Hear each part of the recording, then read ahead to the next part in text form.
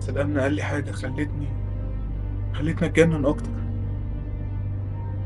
قال لي بص يا كريم، بعد ما خرجت من المشرحة الكاميرا سجلت صوت غريب، كأن حد بينادي باسمك من جوه الدرج.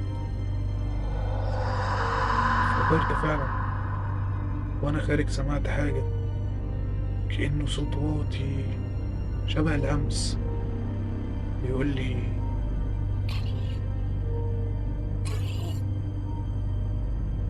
مشيت ومش قادر أصدق إن ده بيحصل بجد، لكني ما كنتش عارف اللي هيحصل بعدها كان أسوأ. رجعت رجعت على الأوضة اللي كنت فيها في الطوارئ.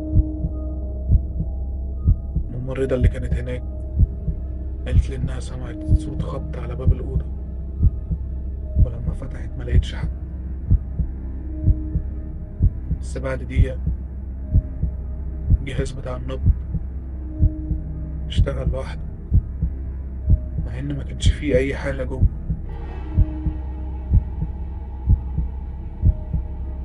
حسيت حسيت إن في حاجة غلط. قالت لي هي الجثة اللي وصلت دي أنت نزلتها تحت؟ قلت لها آه. قالت لي طيب ممكن نطلع الجثة تاني؟ قلت لها ليه، في إيه؟